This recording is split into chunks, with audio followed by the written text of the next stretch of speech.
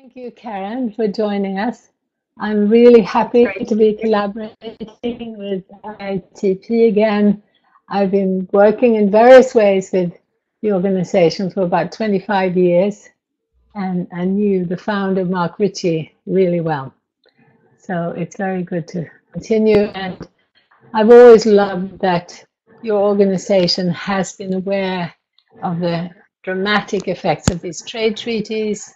And I feel very close to you because you've also always focused on food and farming, and that for me is the central economic activity on this planet that we should all be focusing on, and understanding that what we do to our food and to our farms, we do to our water, to our soil, to our health, mental issue.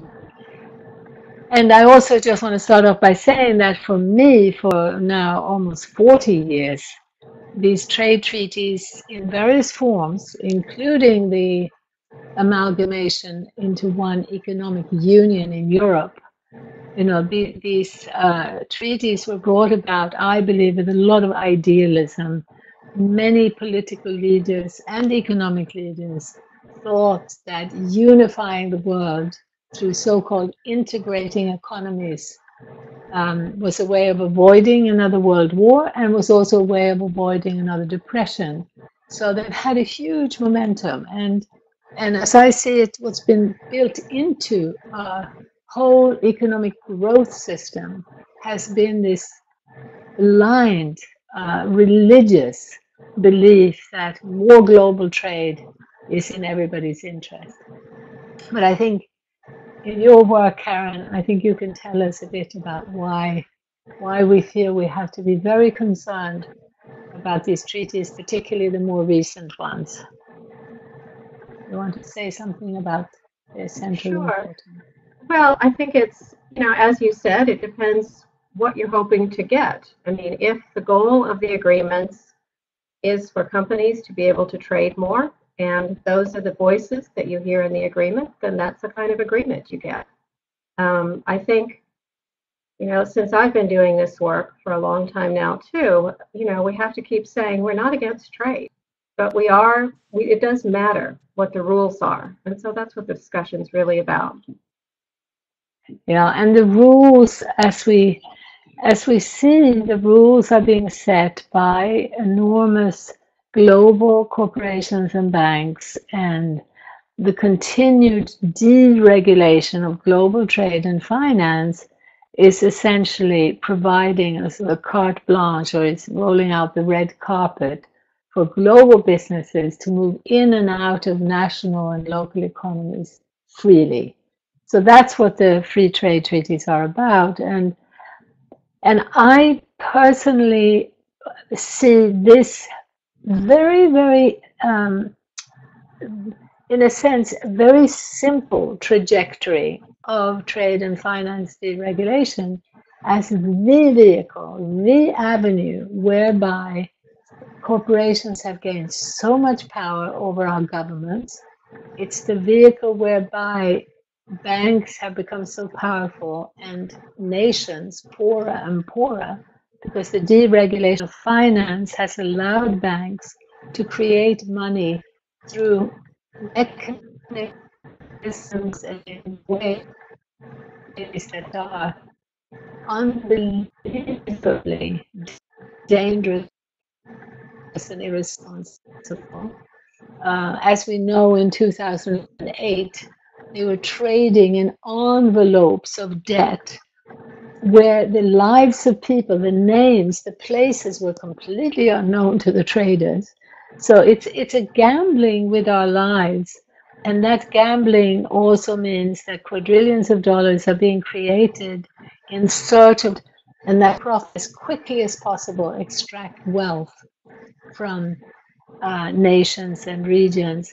So it's a very, very dangerous game. And yet, now I think we're at a point where we really are beginning to get the message out. And I think we really have a good chance to turn around dangerous trajectory, and which, among other things, has also led to tremendous instability, poverty. I also blame the Trumpism, the racism, the fundamentalism, even the terrorism that we see growing around the world on this system, because it creates such incredible psychological, cultural, and economic insecurity. And that insecurity leads to fear, and that's the root cause behind these various forms of fundamentalism. So I'd love to hear more from you, Karen, about your thoughts on why and how you're focused on these trade treaties. Well, you know, I will say, I mean, I agree with virtually everything you've said. I will say, though, at this point, I'm feeling kind of optimistic.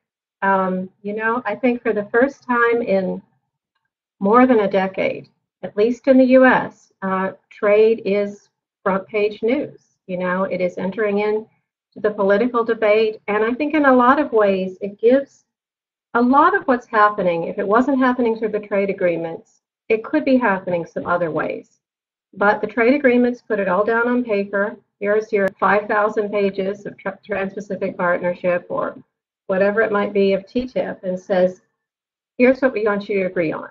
So I'm happy that it's become a big issue here and in Europe. I mean, it's been amazing, the outpouring of public activism on TTIP. So, you know, 5 years ago, I might have thought, oh, these things are just going to plow right through and it'd be hard to stop. But it's all feeling kind of shaky now. And at least in the US, all of the major candidates are saying, well, are saying we need to do something different. Now, of course, we're getting crazy ideas and less crazy ideas. But in any case, I think a space is opening up to talk about what we should be doing.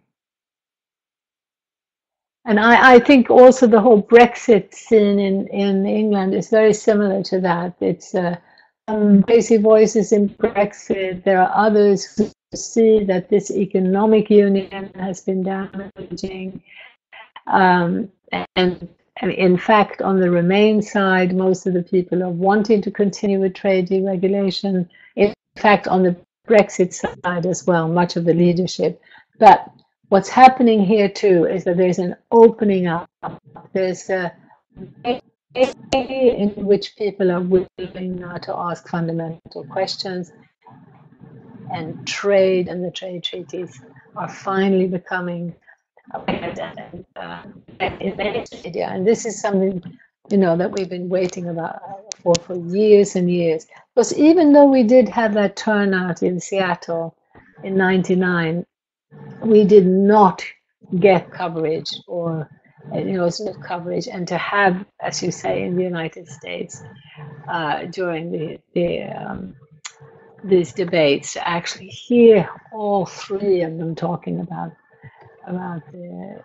the trade treaties was just amazing. And if we keep in mind that these trade treaties have had such multiple destructive effects, then we should really take heart in the fact that we're beginning now to almost certainly to win this battle.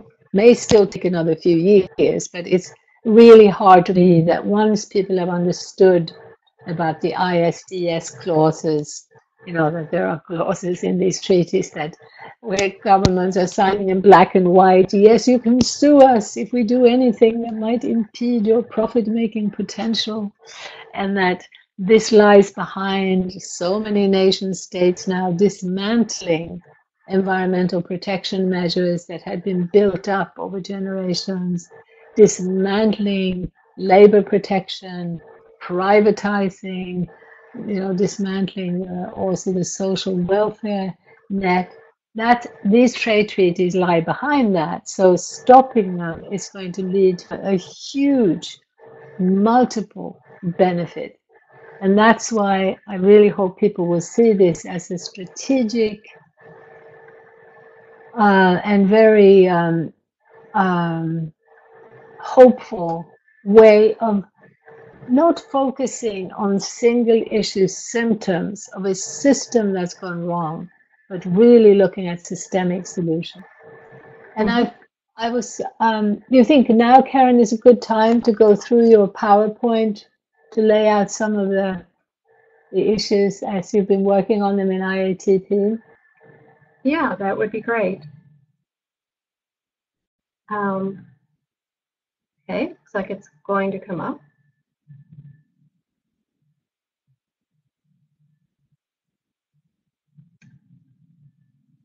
So as you said, you know, we need to think about the various impacts these agreements have. I think, you know, like I said, it's in writing. I think many of the ideas that are in these trade deals, once you break them down, they're actually not so very complicated. Now, is the PowerPoint coming? Oh, yay. Yes. It looks like yeah, there it is. Yeah. Okay.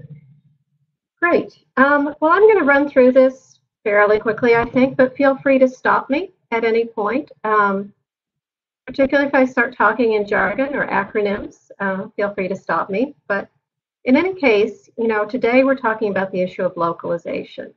And that is really at the heart of much of the trade agenda right now. And in fact, if you Google localization barriers to trade, you can see that USTR and various government agencies have a whole strategy thought out about how to stop favoring local activities over the global.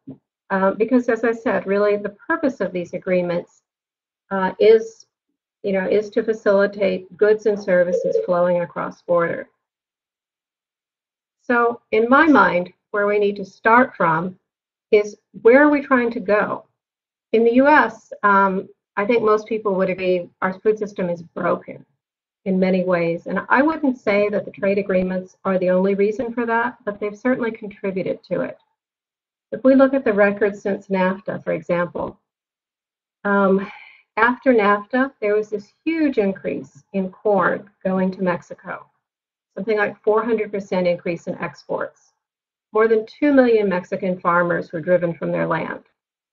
Then, in addition to the tariffs going down, there were changes in rules on investment, on services, and so we had a lot more production of junk food, more fast food restaurants, more supermarkets. And so the food available to Mexican consumers changed. The food environment changed. And obesity rates in Mexico increased dramatically. Now the US and Mexico are tied for the highest obesity rates in the world. And part of that is from the trade agreements. Now I think there's some sense people think, well, if Mexico lost, then maybe the US won. But what we see in the US in farming systems is that production has become very concentrated. When that corn went to Mexico, a lot of that was animal feed.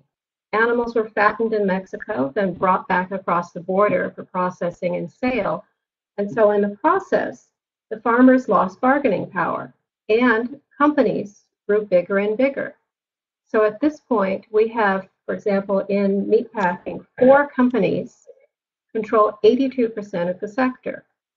So it hasn't helped small farmers here either. So as I said, this is not only about the trade rules, but the trade rules do affect the kind of food system we get.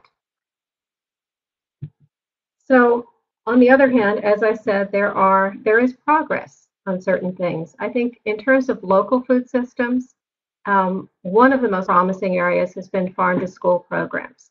These are programs that use public procurement money to get healthy, locally grown food into school lunches. It's grown by leaps and bounds all across the country. And it's been an amazing success. Another area of success has been food policy councils. There are now something like 200 food policy councils across the United States that bring together eaters and farmers, restaurants, school systems to think about and implement policies that would help to ground the local food system to improve the outcomes. One of the most important of those councils is in Los Angeles, where they developed the Good Foods Purchasing Pledge. Now, in this case, they have 5 criteria. One of them is locally grown, but it's also environmental sustainability, workforce, animal welfare, nutrition.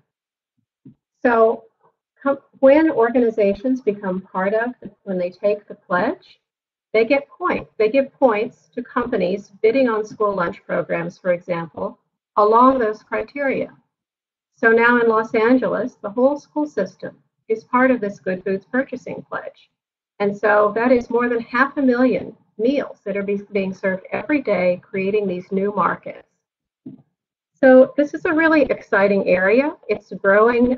There are efforts to implement the Good Foods Purchasing Pledge in other cities. There are efforts to expand these programs to hospitals, daycare, all kinds of institutions. So this is what we're hoping to defend.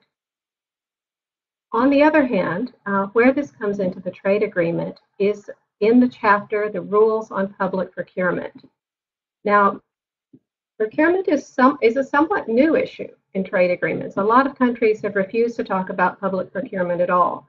These are any kinds of programs where the government puts a contract out to bid to the private sector to carry out some service or to build a bridge or whatever it might be. But they're using taxpayer money to produce something for the public good. Now, the trade agreements are all about facilitating goods and services flowing across borders. So one of the main issues that they'll be defending in the trade agreement is what's called national treatment. So that's to say that, say, a French firm bidding on a U.S. school lunch program would be treated the same as a local firm. This is sort of the basic idea of keeping procurement rules in trade. And then each agreement will have specific rules about whether or not, say, school lunch programs are included, whether or not they can have special preferences for minorities or small businesses. And this is where it gets tricky, because government officials will tell us, oh, don't worry about it. We would never give up farm-to-school programs. You know, just like I'm sure you hear, we would never allow GMOs. But it's negotiated agreement by agreement, so we have to pay a lot of attention. So a lot of these agreements that have been reached so far that the U.S. has signed on to cover federal procurement commitments. But what's very controversial is states signing on. There is a general government procurement agreement at the WTO that the EU is part of from 1996, and 37 states signed on to that. But it became very controversial. So as you can see in the slide, with the different trade agreements that have happened since then, fewer and fewer states are willing to go along. Many states and many local governments feel like they'd like to be able to use those taxpayer-funded programs to benefit local economies. So, so there's been less and less willingness for local governments to sign on to these kinds of commitments. On the other hand, one of the central features in TTIP is that the EU has a very ambitious agenda on public procurement. It's one of its major offensive interests. The EU is being asked to give up a lot in TTIP. On food systems, we hear over and over, no GMOs, no chlorine chicken, no hormone beef. But what they want is to open up these public procurement markets in the United States. And initially, we were seeing these astounding leaked documents that were saying things like they wanted all public hospitals with more than 500 beds covered, all universities with more than 10,000 students. So far, it seems like there's not much appetite for that. Although I think it will continue to come up. So what we see more and more is what they call a flow-down proposal, which has been in the most recent leaks. And that's the idea that if the federal government is funding, say, half of a particular procurement program, whether it's a road or school lunch program, that the rules would flow from the federal down to the state government, and they would all be bound by it, even though maybe they'd had no say at all in what those rules are. So that's where things stand now. Again, it's unclear how this will turn out in the agreement, but in TTIP in particular, these are the issues we're concerned about. And part of the reason we're concerned is we look at what Canada agreed to in CETA, the Comprehensive Economic Trade Agreement. The coverage in CETA was really dramatic. Basically, every level of government in Canada is covered under these procurement commitments. They maintain certain environmental criteria, so they could, require green procurement. But the idea that you would set aside a certain portion of the contracts for small businesses has been discarded. So when we talk about our concern that this will still end up at the local level in the United States, we look at the evidence of what the EU is asking for in other places. Also, what the US is agreeing to. In the Transpacific Partnership, what's actually in the text is mostly about committing federal procurement, but it says right there that if the TPP is passed, within 3 years, they'll start negotiations to cover the state and local governments. And there's no indication of how that would happen, who would be involved, who would set the rules. In the Trade and Services Agreement and the new negotiations happening between the EU and Mexico, the EU is pushing hard to have public procurement included there as well. So it's an issue we see rising more and more. As I said, it might not be about food. I got into this because of our concern about school lunch programs. So a lot of local foods groups put a lot of pressure on USTR. But it could be other things. I think roads, renewable energy. You can imagine a lot of big ticket items that governments might want to use to stimulate local employment. But this is what's on the table in the agreement. Now, of course, procurement's not the only thing, and I want to run through just briefly some of our other concerns. What we see from leaked documents in both TPP and TTIP is this notion that they would decide on the safety of different kinds of foods or chemicals based on available science. Now, available doesn't mean publicly available. So a lot of our concern is that we see decisions being made, say, on things like glyphosate, dangerous chemicals, based on confidential information submitted by companies.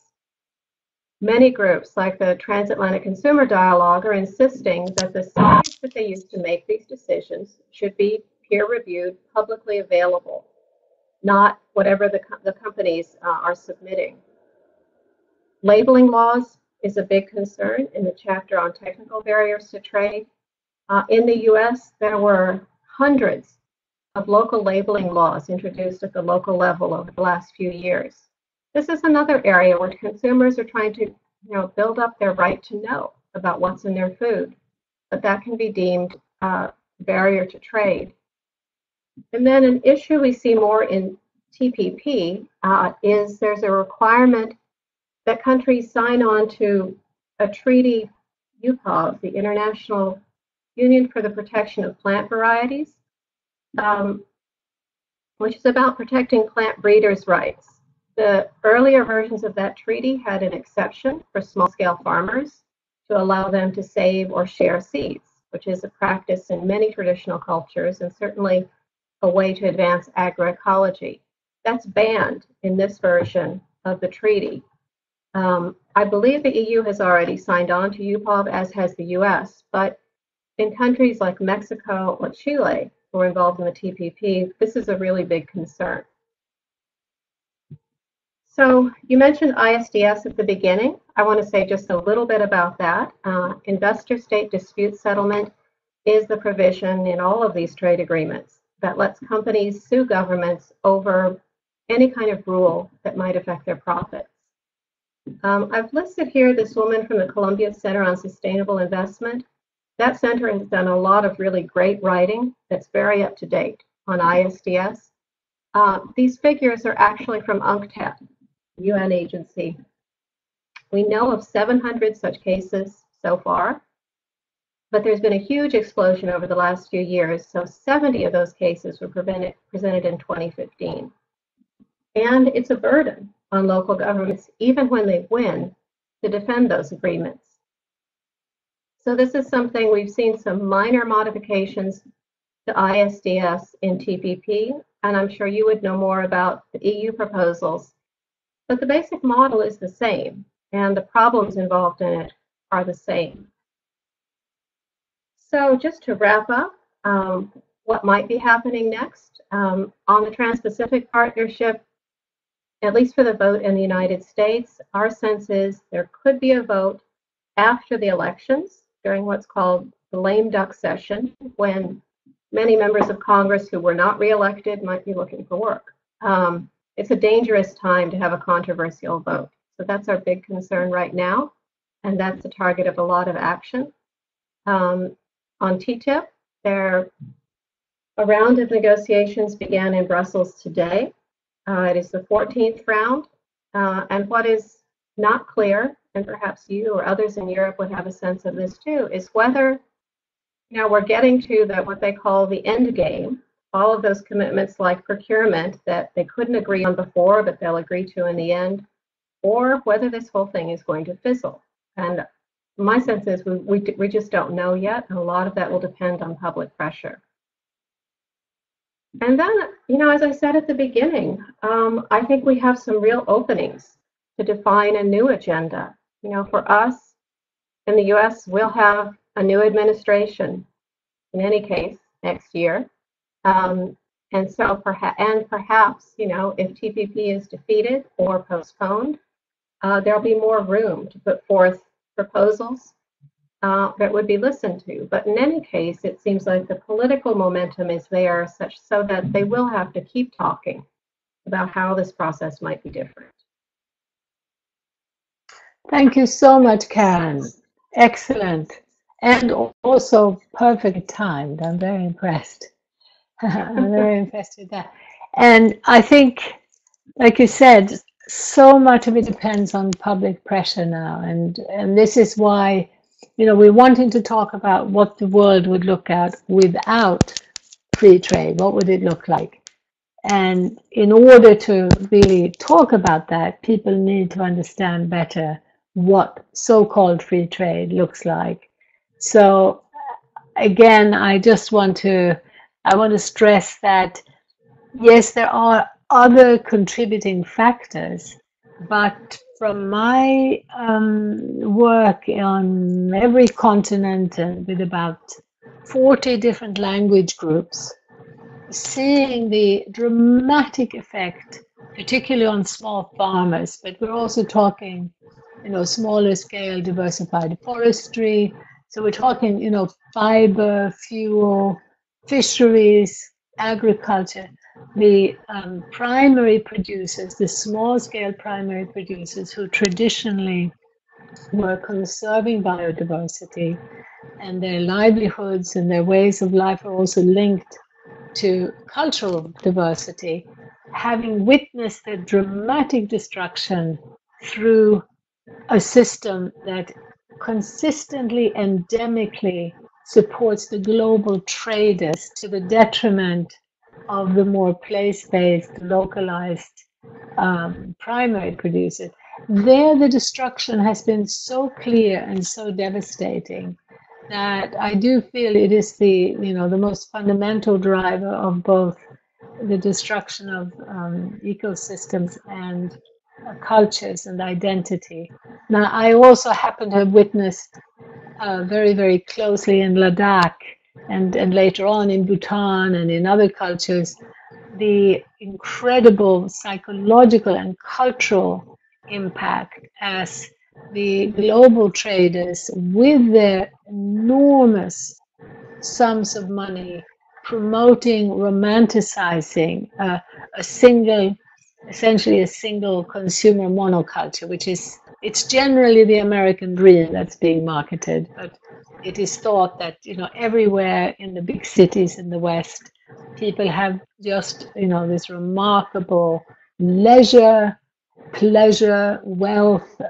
It's a sort of a dream that is romanticized, marketed over and over again, and in various manifestations.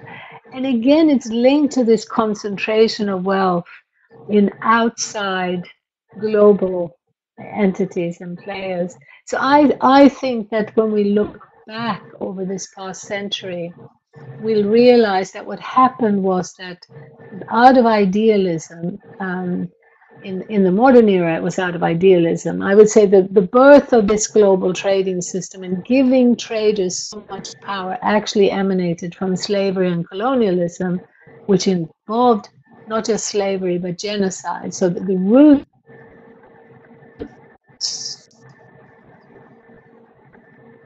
of global trading institutions and banks getting so much power is in slavery, genocide, and force. But in the, as I say, a major turning point was the setting up of the Bretton Woods institutions. And then there was a lot of idealism behind giving even more power to these global traders.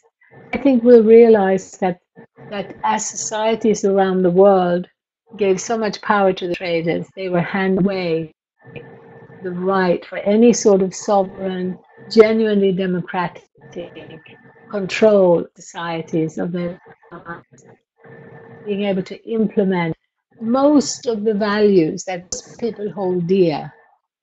And so I think so it's very, very fundamental. And for, you know, imagining a world without free trade, I personally am convinced that if we can start re-regulating these giants and essentially asserting democratic control over them, so that we can start framing the direction of progress, of growth, of development, where secure livelihoods within ecological limits, and within ecological limits meaning restoring biodiversity, restoring soils, clean waters, clean air. If those secure livelihoods and a clean environment are the priority, I think we could make our way to a much, much happier and healthier world. What would you say? Well, I certainly agree. I mean, I would say, you know, if we think about what's led up to this period in this century, but particularly I would say maybe starting in the 1980s, you know, there was the debt crisis and then the World Bank and IMF imposing all of these rules, which back then was called structural adjustment, reorienting economies, you know, to global markets, requiring deregulation, privatization. And many organizations I work with started with those issues. But then what we see with the trade agreements, well, with structural adjustment programs, those were loans. Once the money ran out, there was nothing stopping a government from going back to whatever it had been doing before, or a new government coming in and renationalizing things. But with the trade agreements, they get locked in. You know, these are treaties that are there for a very long time. Investor-state dispute settlement, for example, you know, after the water wars in Bolivia, Bolivia decided to withdraw from those treaties. But they are still stuck for many years, subject to those suits. And in fact, I was just looking at the UNCTAD database. There are cases pending against Bolivia now. And that's been, what, 5 or 10 years since they decided to move out of it. So the trade agreements lock it all in. So that is, you know, the negative side of this. It's also why I think these agreements, you know, attract so much public attention. On the other hand, I think the work on alternatives has been, I mean, it's not a steady progression, but it flourishes in particular moments. I was very involved in the debate around the free trade area of the Americas, which was going to be a free trade agreement for basically the entire hemisphere except Cuba. And we had a Hemispheric Social Alliance that brought together people from different sectors and different countries. And one thing we decided early on is that, you know, we certainly had to have our critique of what they were doing, but we also needed alternatives. And so we worked for several years on what we called Alternatives for the Americas. And it was important both because it was a substantive proposal on what we wanted in a number of areas, but also, you know, when people were campaigning, they could say, we do have ideas. You know, we're not caught up in problems. Is there a problem with the broadcast? In any case, I think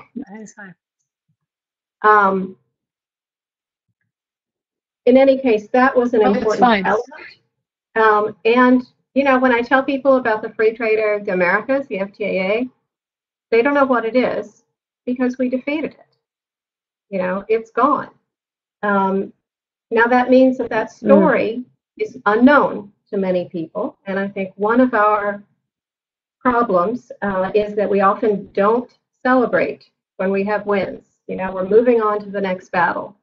And I think we need to do more of that. But I think, you know, we do see these alternatives emerging all the time. I know there's this alternative trade mandate in Europe. La Via Campesina, the global family farm movement, has some very specific alternatives as well, both on farming and trade. And I don't know that we'll ever get to one alternative. You know, I think that's kind of not the point. But there are so many ideas out there, and I think new energy for trying things that are different. And I think actually for me, that's an important point too, is that one of the main reasons why this continued trajectory through global trade treaties supporting global corporations is so disastrous is because they, as a group, promote a global monoculture, a global consumer monoculture. And this is why we're seeing the eradication of diversity.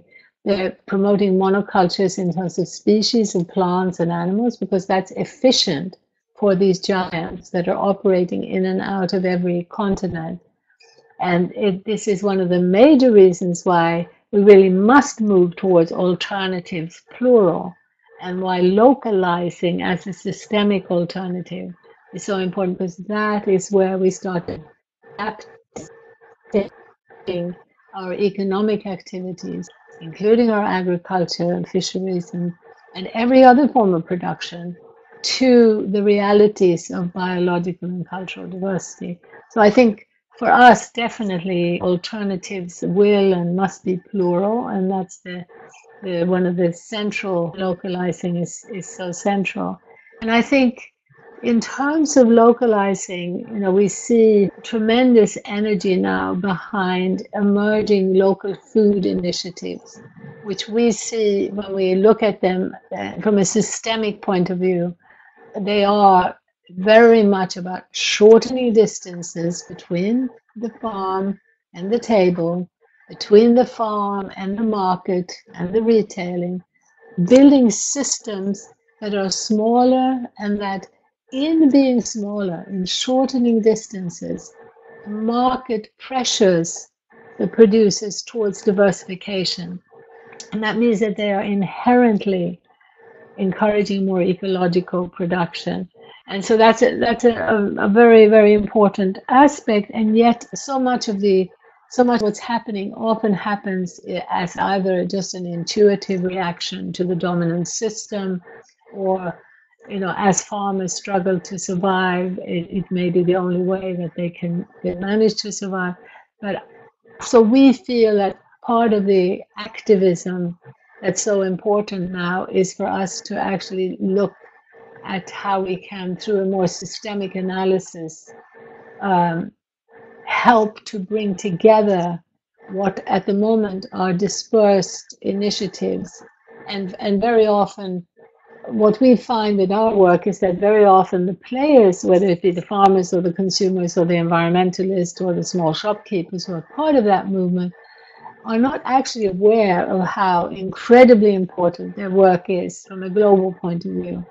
And so this is why there is a great need for an intellectual linking up, for a more systemic analysis, but also to try to help establish more information exchange and support between these smaller initiatives. And I think what's also happening now, where we can see real momentum, is a community energy movement where so many local communities are beginning to realize that they want to take power generation into their own hands.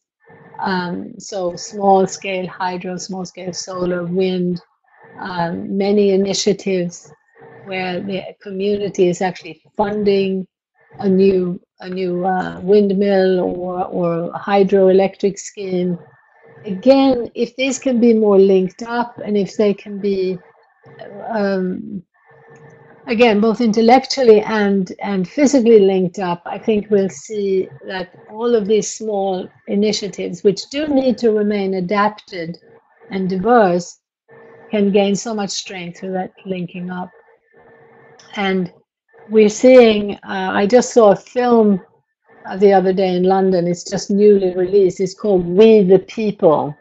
I hope, Karen, that you'll have a look at it. It was made by the woman who made the film The 11th Hour with Leonardo DiCaprio, it was a very strong message for the need to promote renewable energy and move away from fossil fuels, so very much focused on climate change. Now, this film, We the People, is looking at what's happening in the United States, and it's quite alarming when you see map after map of gas fracking, coal excavation, oil excavation, and you see this expansion across the US, and you hear from the people in the communities what it's doing to the air, to the water, to their health, to the value of their property. And there's quite an interesting lawyer named Tom Lindsay who's been working on community rights for quite a long time, encouraging communities to get together at the local level and to realize that at the current state of affairs, agencies like the EPA, the Environmental Protection Agency, have become agencies to protect corporate rights rather than to protect the environment or community rights. And that so they're beginning now to come together to say we have got to wake up to what's happening and we've got to take the power back locally. But I again would warn very much against trying to localize in isolation. I believe that we're going to be much, much stronger, not only through regional and national collaboration, but through international collaboration. You were just talking earlier, Karen, about what's happening in South America, in Mexico, and there's a huge amount to be gained through more international information exchange, dialogue, and discussion to support one another with this bigger picture analysis. I think that's absolutely right. I mean, there's been this strong movement that just keeps growing for agroecology, for example, which is not just sustainable, locally adapted agriculture, but a system. There's a political element to it as well, where farmers, are the center of the knowledge. One of our partners in Mexico, this organization called UNEC, has this whole program. They call it agriculture of knowledge, and they say farmers should be, producers of knowledge rather than consumers of inputs. And so the whole notion is, if you start from that framework, you don't say. They're not saying at all they don't want the science, but that the scientists and the technicians have to come in at the same level as the farmers. So they would bring in scientists who would test 500 components in the soil, and then with the farmers figure out how to address that. So I see that kind of movement expanding in many places. And you're right, like in our next experience, it's not enough for one community to make progress. They learn from each other. They make a transition.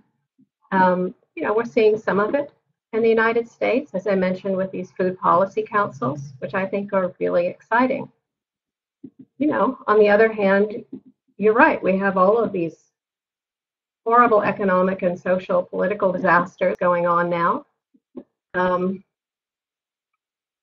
it's hard to know, where we'll end up. I guess, we all make our choices about what we care to believe. I choose, to focus on these possibilities. And there are some things, like I said, perhaps defeating these trade agreements, where I think there are some real possibilities. I think definitely. I mean, I feel quite convinced that there will be a wake up, that the wake up that's going on already will continue to grow. And we have to remind ourselves that when we have a system where there are so few winners, it's really crazy if we allow it to continue. When you have a loss of livelihoods and livelihood security, not just in the US and Europe, but in China, in India, in the so-called underdeveloped world, you might think that shifting our jobs over there is helping the majority. No, it's helping a very small minority. It's creating billionaires over there, and it's creating a very fat middle class, but larger numbers of people, much larger people, are worse off than they were before the opening up to zones where corporations can go in. And I think now that's beginning to snowball of people power and waking up. And we should also remind people that via Campesina, this network of small family farms across the entire globe, which was formed in opposition to the trade treaties, is actually the biggest social movement in the world, with between 200 and 300 million farmers in the network. And I also think it's interesting, studies like YesDad, remember that study that was actually commissioned by the World Bank and the UN. That was the International Assessment of Agricultural Science and Technology for Development. When that study came out, actually before it came out, they had to add a K for knowledge, because in the process of work, I think it was in 53, there were several hundred experts and farmers involved. They realized that science tended to ignore the knowledge of the local farmers, as you were just saying. So they had to add a K for Western science. But the end result of that study was to say we cannot continue in the direction we're going now. The Green Revolution did not work. Industrial agriculture isn't working. We must change direction fundamentally. And then there was the more recent UNCTAD study. So the evidence is coming in. There is change. There is a huge appetite for change. And I'd like to urge everyone to see as one of the most important activism, one of the most important action you can take is to help get the word out. The holistic big picture, where from what we're trying to encourage in Local Futures, is to see that the trade treaties are a central opportunity to halt further destructive development.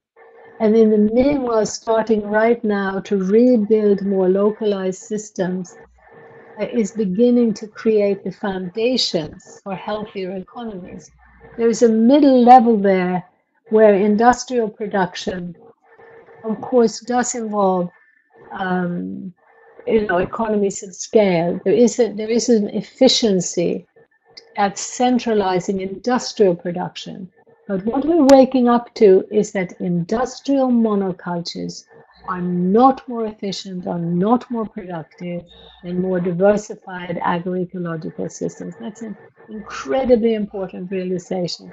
So let's support the flowering of the permaculture movement, the biodynamic movement, the slow food movement, the agroecology, the whole, what we see as all part of this broader local food movement. And let's strengthen that with local business alliances, local investment, local procurement. Let's really support those initiatives. And this is sort of at the two ends of the opposite side of the spectrum. In terms of the middle ground and the policy change that's required, that will require new treaties, new international agreements, we see as the most important thing, again, localization at another level, that businesses need to belong to a country, they need to belong to a place and adhere to the rules of that place. And that this is how we'll be able to start finally practicing this fine idea of democracy, where the people's voice, the people's vote really will count. I think, Karen, do you want to say a few words? We're just about ready to start with some questions, but is there a chance to sum up a bit more later as well? But do you want to sum up in any way first before we start with questions? Important points. I guess I'd love to hear from the people who are listening what their concerns are and their points.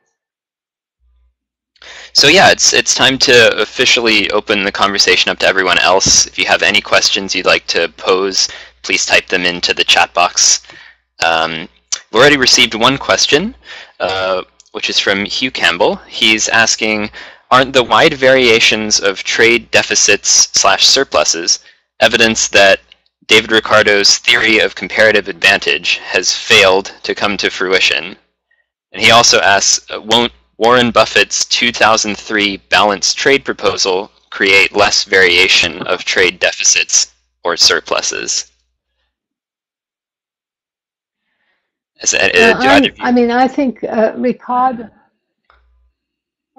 Ricardo's ideas of comparative advantage, we have to, they were brought in at the same time that you had incredibly exploitative trade around the world. And on the surface, this idea that, it doesn't make sense for you to produce everything you need, specialize in what you're good at, and then trade for the other things. So if oats grow well in Scotland, well, maybe you should just do oats and maybe some fish, I don't know, and then trade for other things. On the surface, that makes a lot of sense. And in fact, I think people on this planet forever have traded because there's a lot to be gained from that. But the global trading system was already at that time based on tremendous force and exploitation, where people were forced away from producing a range of things for their own needs to stand in tea plantations, cotton fields, tin mines to produce for Europe.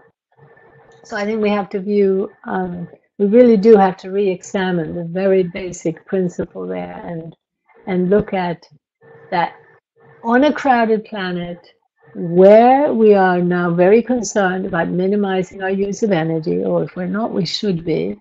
Why don't we try to experiment with the fullest diversification possible? And there's huge potential there.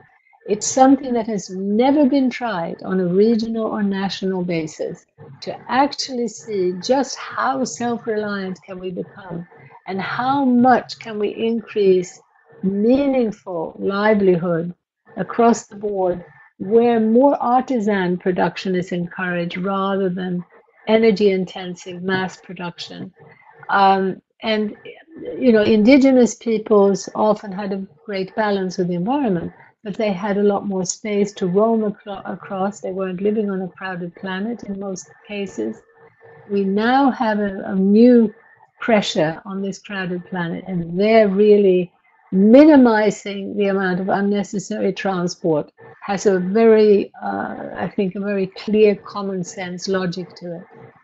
But I'm not that familiar with Warren Buffett's idea. Are you, Karen?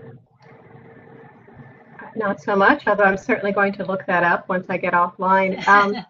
Yeah. I would say, certainly, the theory, Ricardo's theories from several hundred years ago, it's still taught in economics classes, and it's based on some very unrealistic assumptions, particularly assumptions that labor markets would just easily adjust, that labor could flow across borders, and that if someone lost their job in one sector, there would be another job waiting for them. And of course, we all know that is not the case.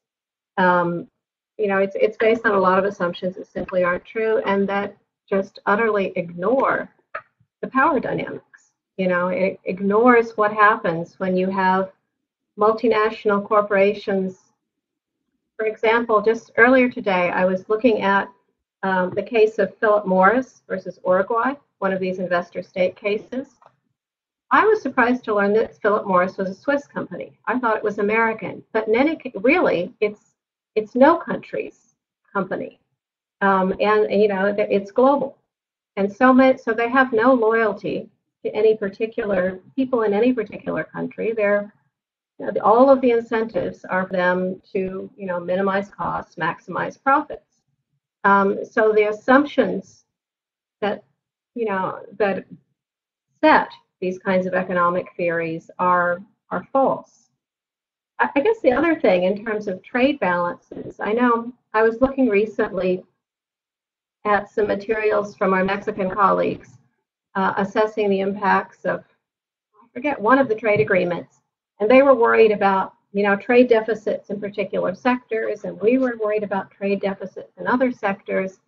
But in the end, it's kind of like, when I said corn exports increased so dramatically to Mexico, the fact that the exports went up didn't actually help people in the U.S. It helped some very specific interests. I'm not saying it didn't help anyone, but it's not so black and white as to say exports are good, imports are bad. The question is, where are we trying to go? Is the goal to trade as much as possible? Then we get a particular kind of trade agreement, I guess. Is the goal balanced trade? That would lead to a different kind of agreement. Maybe we'd have more rules on currency manipulation. I would say, we need to step back from that. And I think, I don't know, more and more, I think we need to be thinking not about these mega agreements with all of the cross conditionality. So if you don't comply on one thing, you get punished with something else, but smaller agreements on things people care about. I think, a lot of the debate that's happening around standards in TTIP, particular standards, say chemical safety, you could still have regulators get together and figure out what to do about glyphosate or whatever it might be. But, well, you'd need a different process, first of all, to open that whole thing up to public participation. But there's no reason that has to be subsumed in this massive agreement on everything. So I think we need to be thinking more about, does it even make any sense to think of a huge agreement on everything? See, I think also part of what we really need to look at is that we're aiding and is in effect subsidizing and supporting what are de facto monopolies, and that when these banks and corporations have more power than our nation states, what's happening to democracy? What's happening when these companies? I mean, interestingly, you mentioned Philip Morris. I was quite shocked. I think it was in the 70s when I discovered that Philip Morris was the biggest food corporation in Sweden. At that time, I think they had bought up, I forgot which food company it was, but anyway, I can't remember. They were the biggest food corporation in Sweden.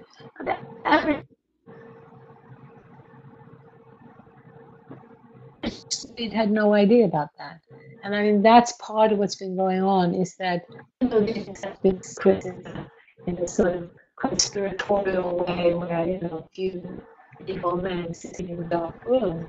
We have had a type of de facto conspiracy of dramatic changes to our food production, to our jobs, to our democracy, to who has the right to print money and put it into circulation. How it is really so much about the power of global corporations versus the power of the citizen, the community, the nation state.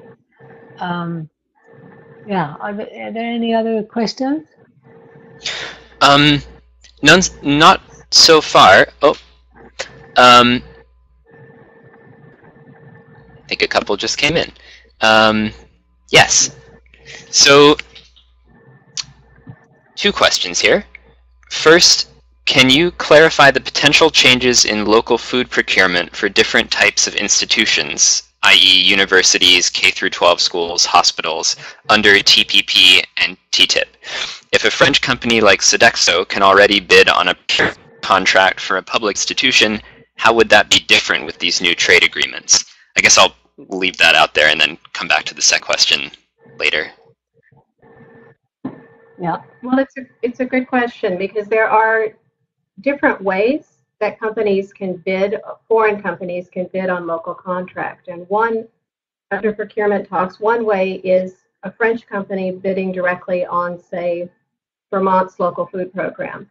Another way would be Sodexo, say, incorporating in Vermont and bidding there. Now, they already, so Sodexo incorporated in say, Vermont, already has some access, but what is being argued is that what they have isn't enough, that it needs to be broadened.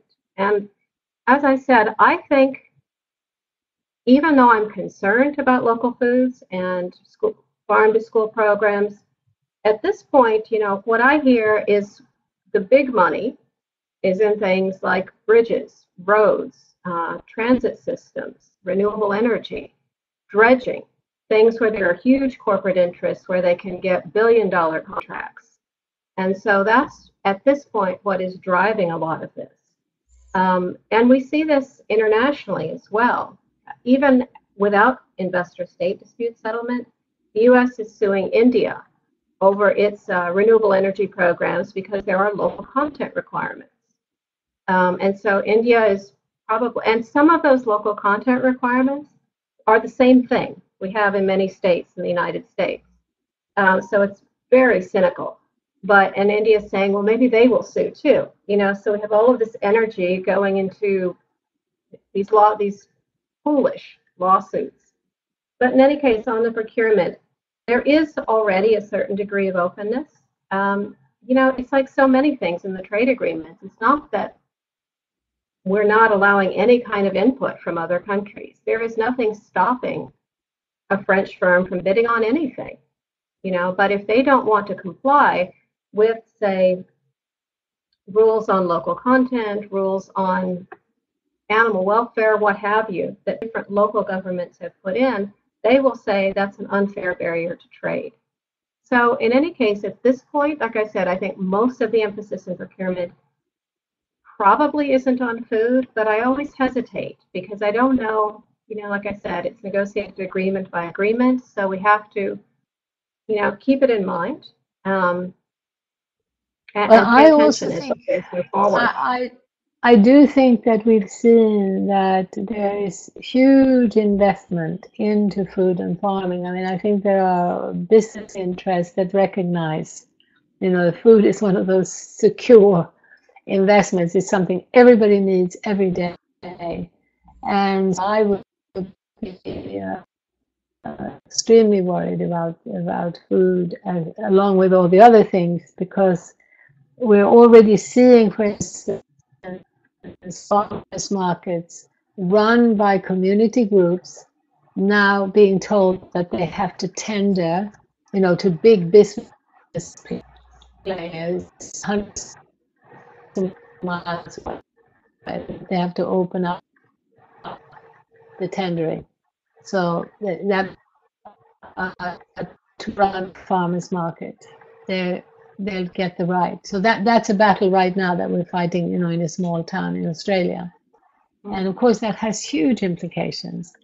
And then it was already back with the GATT, there was the Codex Alimentarius, where essentially Coca-Cola and a few other giant corporations were determining the labeling standards. And so we already have, a huge amount of subterfuge in terms of the actual content of the processed package. So I think, and I think, Karen, we should be careful to, make it clear that this is not really about the relationship between different countries.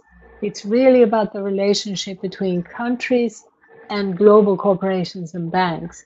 Because so often the trade treaties will be discussed as, the US and China, Australia and Korea, and, Australians are told, we're going to be making so much more money for our farmers. We'll be selling our beef, which is highly valued in Korea, and in exchange we'll get these lovely electronic goods. Well, in the end, it's the people, and the majority of businesses on both sides are not benefiting. It's the big traders, and it's really that relationship that's the main one. Yes. And Sean. A quick clarifying question.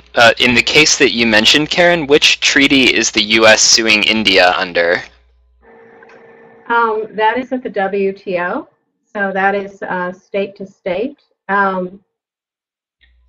is suing, I don't know which part of the WTO, but there was a case, it's on our website, maybe from 6 months ago, where it's gone through at least the first stages. I don't believe it's resolved yet.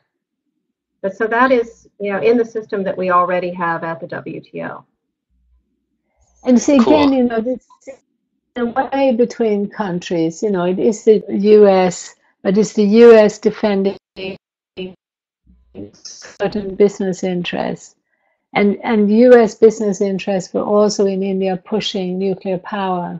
They actually bribed parliamentarians and managed to make a big deal with India in terms of the sale of nuclear power. So it's very going on.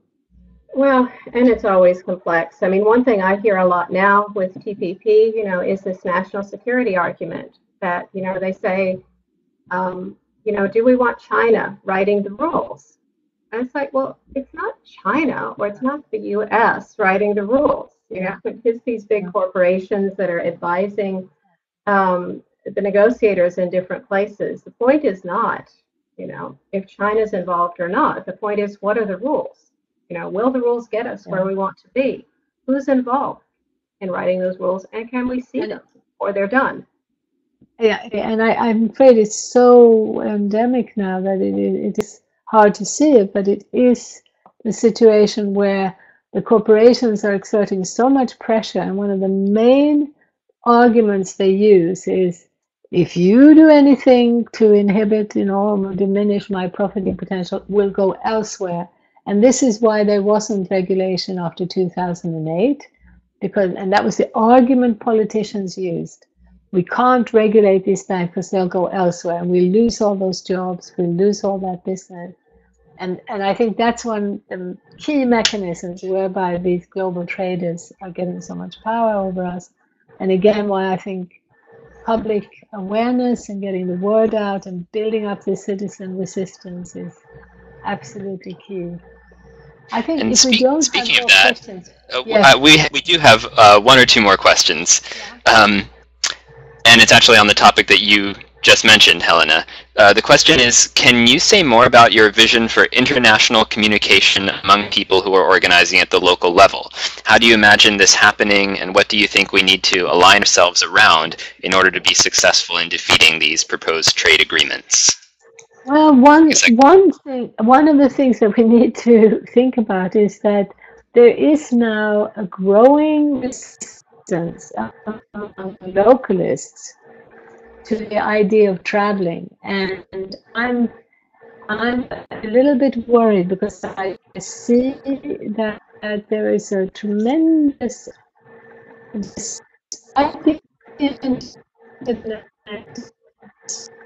ability to communicate on the internet. There is, I see a great deal of ignorance on both sides of the divide between different countries. Now, the biggest divide where I see a very worrying information and knowledge gap is between where I see a huge information gap and a great need for much more exchange, literally supporting people from India, China, so on, to come to the US, to come to Europe, in order for us to see what's going on the ground and to have exchange and support. Now, one of the main reasons why that's needed from the Global South is because this romanticized image of the American even self-hatred and fuels a terrible consumer thirst, because it's being brought in precisely to create consumerism. And we see this huge increase in the desire for plastic surgery on the eyes in the Orient to look more Western, huge sale of dangerous skin lightening creams, hair lightening, blue contact lenses. These are all very real symptoms of this self-rejection, born of this belief that people have this incredible power, wealth, and we are nobody, we have nothing. As in our organization, we've sponsored people on what we call reality tours to the West, not in order for them only to see our problems and to see that, no, it isn't quite such a magical life. In fact, I mean, most of them are horrified to see how hard the average American or European works. I mean, it's completely the opposite of the belief, through the media. But it's also for them to be in touch with people who in the West are working really hard to try to regain a better balance with the land, who are working for sustainability, for green energy, for healthy agriculture. And so that becomes very convincing evidence. That's not about some Westerners trying to tell people in India or China, well, you should do things differently. It's actually seeing that here on the ground, there's this amazing proliferation of activity where people are working to do something in a more sustainable, more rewarding way. And the other way around also, it's tremendously important for us to be much, I think, perhaps one of the most important things about Westerners having more experience of the so-called developing world is that this sort of really monstrous trading system and this monstrous growth economy where giant corporations have so much power, you see it more clearly, I think, in terms of the sort of really massive infrastructure projects, the free trade zones, the pollution, the Bhopals of this world. And so to see that on the ground, I think is very enlightening for Westerners. And also to be in touch with large sections of the population who are not these backward, stupid, underdeveloped people who need to benefit from our great superiority. That's another benefit. But I have seen, even between Norway and Sweden, between Canada and the US, a lack of transference of knowledge from what you might call broadly the environmental movement or the social activist movement. Amazing to see how someone who has become a household word in Sweden will not be known in Norway, because usually the counter movements, the environmental movements, the social movements, are not getting the benefit of the mainstream media. So that news doesn't get transferred. And that's where we need to be so much more activist. And we can, if we actively look for it now, we can find, of course, internet sites, we can find ways of gaining reliable information that we normally don't get in the media. And helping to get that out is one of the important things we can do. And I would also say that, anyone who would seek to travel more slowly in the world with the goal of understanding and real exchange, with the motivation of trying to make the world a better place without, great illusions about how much we can do as individuals, I think anyone who would seek to do that, I would greatly welcome and support into this movement. Yeah, I would just add that my experience has been, there is something, you're right, about getting to know people in person, about seeing something for yourself and making those kinds of connections. It's qualitatively different than reading about it online. And, in my work with social movements in Latin America, for example, it's humbling to go. For example, I was at a meeting on TPP in Mexico about a year ago, and they said they were going to have a demonstration. And, if we'd have a demonstration in Washington, D.C., where I work, we'd get a few hundred people. If we had time, we could get a few thousand. They had 100,000 people on the streets, because it is part of the culture. It is how change happens there. And it was inspiring, and I felt like more people in our movements need to experience that. Now, concretely, the World Social Forum is coming up in Montreal in August, and I know there will be a tent on coordination on free trade, so bringing together some of the networks that have been working against TPP in different countries. I can't go, but it's the middle of August, so that is one opportunity that's coming up pretty soon to interact with some of these movements and to coordinate strategies. It's again not the same thing as experiencing, a demonstration with hundreds of thousands of people or seeing what farmers are doing on the ground, whether that's here or Mexico or somewhere else. But I think these opportunities do come up, and Montreal's not so far away. So we have two more questions and about 10 minutes left. I think they both seem like very important questions, so I want to try and get to both of them if we can. The first is, do you have any recommendations of reports or case studies that can help people share stories or data as they spread the word about concerns with free trade agreements and alternatives?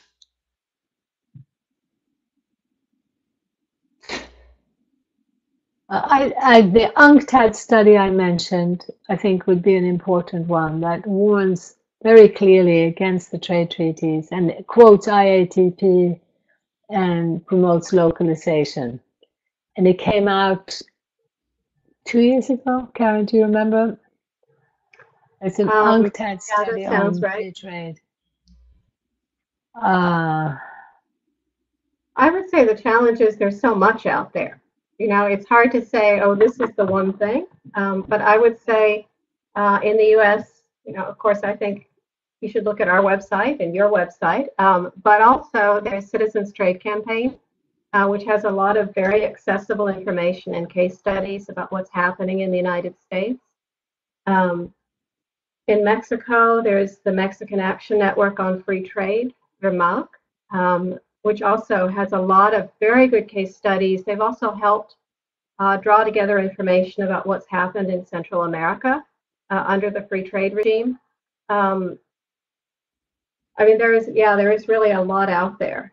And certainly in Europe, Seattle to Brussels Network has a lot of really important information as well, or Corporate Europe Observatory. So I think, you know, that the challenge is that there is a lot out there.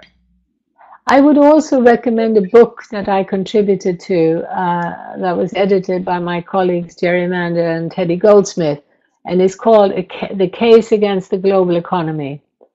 And that's quite a useful sort of tome that, I mean, we did it years ago, but it not only looks at the problems with the trade treaties, but also at the need to turn towards the local. And so it's quite a good as a single book. I think my book, Ancient Futures, is also a useful tool because it gives a very profound case study of what happens to an entire society. And because I spoke the language fluently, I'm looking at the psychological as well as the more external effects of this opening up to the outside trading system. So perhaps with the books, it's obviously more difficult, but some of the other studies that are online, maybe we could, I think we can post links to them on the webinar page and possibly also include them in, in the follow-up email that we send out to everyone. So, and then one more question. We probably just have time for this one, maybe another quick one after it before we have to finish, but the question is, what do you think is needed to make the resistance to free trade treaties more effective? Karen, you mentioned FTAA and that we need to celebrate our successes so that people realize that resistance is possible. What else should we improve or change? Well, I personally, believe that one of the key elements in all of this is for the industrialized urban populations to be allowed to experience and recognize the tremendous spiritual impoverishment of this path of growth. I mean, we're talking here about a trajectory of growing the economy, supposedly for our benefit. And of course, one of the stated goals is we're creating jobs for you. We're going to create more technology to create more jobs, and we're going to create more trade treaties to keep the economy growing, and this is good for you. I think what I've written before is I think once the industrialized, urbanized populations recognize the tremendous impoverishment,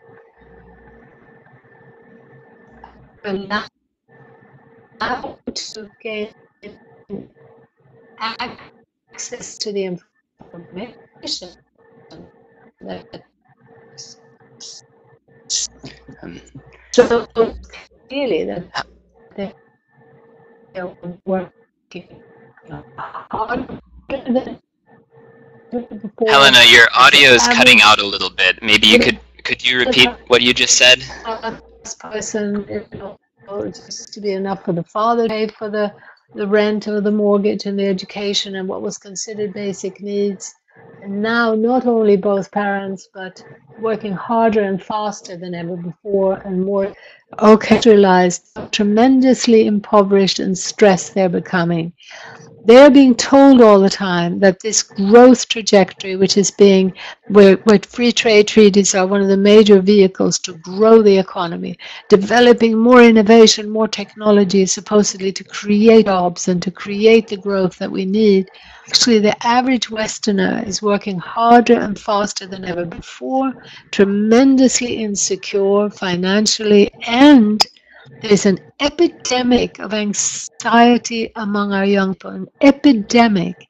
It is the statistics, once you start looking, it's more dramatic in Japan and Korea, but in the US, throughout the Anglo world, the signs are all there. And if we look honestly at the statistics of the depression, the anxiety, and even the increase in suicide, along with violence, we need to be really taking stock. Where are we going? What is this about?